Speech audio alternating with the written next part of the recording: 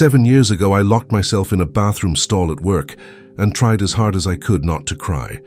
Not because I had lost my job, not because someone had died, but because a coworker looked me straight in the eye, called me autistic, laughed, and walked away while the entire office watched.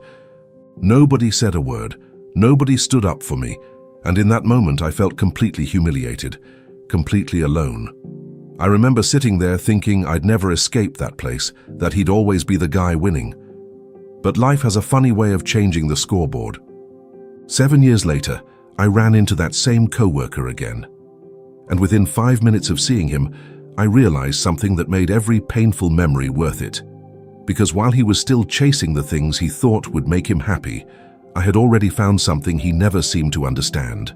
And for the first time in years, I couldn't stop smiling. If you've ever been underestimated, bullied, or made to feel like you weren't good enough, this story is for you. Hit that like button, subscribe, and stay until the end, because sometimes the best revenge isn't destroying someone's life, it's building a better one for yourself. Now let's get into it. Back then, I worked as a technician. I wasn't making much money, somewhere between 15 and 17,000 a month. It wasn't glamorous, but I worked hard. I showed up early, stayed late, tried to help everyone. And honestly, that was probably part of my problem. I was a people pleaser, the kind of person who would sacrifice his own comfort just to avoid disappointing someone else. If somebody asked for help, I said yes. If somebody dumped extra work on me, I accepted it. If somebody treated me badly, I stayed quiet, and unfortunately people noticed, especially one coworker. Let's call him Mark.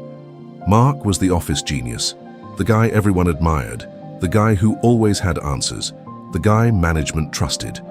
If there was a technical problem nobody could solve, Mark solved it. People respected him. Some even worshipped him, including me, at least at first. Then one day everything changed. Management assigned me a massive project, the kind of project that normally took 6 months to complete. 6 months. Now guess how much time they gave me? 1 month. 30 days. When my manager explained the deadline, I honestly thought he was joking. I laughed. He didn't. My stomach immediately dropped. I remember sitting at my desk, staring at the project documents. My palms were sweating. My heart was racing.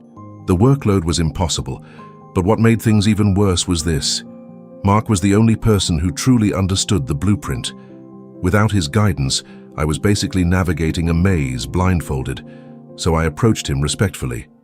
"Hey, can you help me understand this section?" He barely looked up. No. I thought maybe he was busy, so I asked again later. Same answer. No. Every question I asked annoyed him.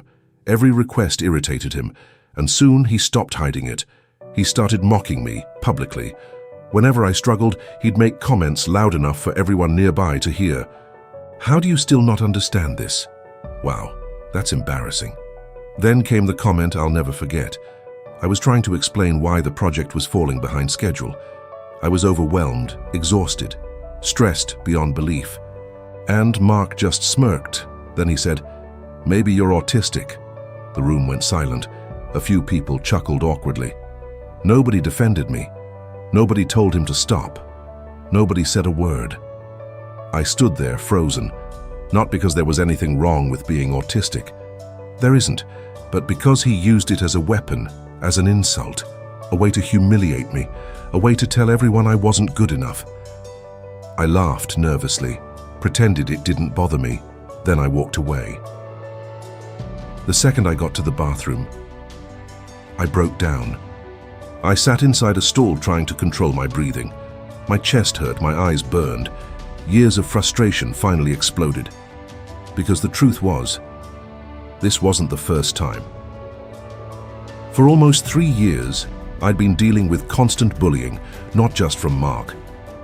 From multiple co-workers, small comments, passive-aggressive jokes, backhanded compliments, the kind of treatment that slowly destroys your confidence, day after day, month after month, year after year.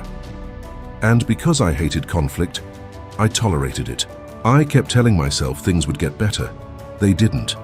Then one night I looked at myself in the mirror, dark circles under my eyes, stress eating away at my health. anxiety following me home every day, and I finally asked myself a question. What exactly am I fighting for? The answer shocked me. I wasn't fighting for my future. I was fighting for approval. Approval from people who didn't respect me. That realization changed everything. A few months later, I resigned. No dramatic speech. No revenge, no confrontation. I simply left. And honestly, walking out of that building felt like taking my first breath after being underwater for years. But here's the thing. Leaving wasn't the victory. It was only the beginning. Because after I quit, reality hit hard. I had bills, responsibilities, uncertainty. No guarantee things would improve. There were nights I couldn't sleep, days I doubted myself, moments when I wondered if my co-workers had been right all along. Maybe I wasn't good enough. Maybe I'd fail. Maybe I'd come crawling back, but every time those thoughts appeared, I worked, I studied, I learned.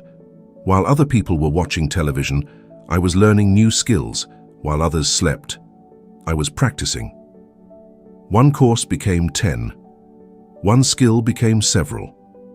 Months became years, and slowly, everything started changing. I switched companies, gained experience, expanded my knowledge, then eventually transitioned into remote work. That was when things really took off. For the first time in my life, my income wasn't limited by office politics. It wasn't limited by managers. It wasn't limited by co-workers trying to keep me down. The only limit was my ability to improve, and improve I did, year after year, project after project, client after client. Until one day I checked my earnings. 80,000. I stared at the screen, then checked again. 80,000. Nearly 3 times what I'd made before. And then I remembered Mark. Not because I wanted revenge, not because I hated him, but because I remembered how proudly he used to brag about making 30,000. Back then it sounded unreachable. Back then it sounded like success itself. Back then he acted as if that salary proved he was better than everyone else.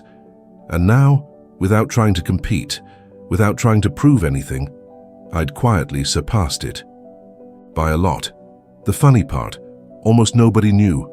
I never posted screenshots, never bragged online, never announced my income, because I had learned something important. The people worth keeping in your life aren't impressed by your salary. They're impressed by your character. And for the first time, I genuinely liked the person I was becoming. That's when I finally understood what real revenge looks like. It's not humiliating your bully. It's not making them suffer. It's not sending angry messages years later. Real revenge is waking up one day and realizing they no longer matter. The people who mocked me, forgotten. The insults, powerless. The office drama, gone. Meanwhile, I had something they never gave me. Freedom. I worked from home, controlled my schedule.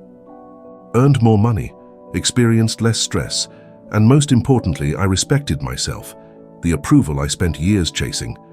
I didn't need it anymore, because my value was never determined by people who couldn't see it, and that realization felt better than any revenge fantasy I had ever imagined.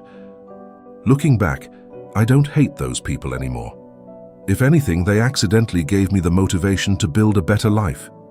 Sometimes the people who try to break you end up pushing you toward the future you were meant to have, and that's a kind of karma no bully ever sees coming. If you enjoyed this story, hit that like button and subscribe for more incredible Reddit revenge stories.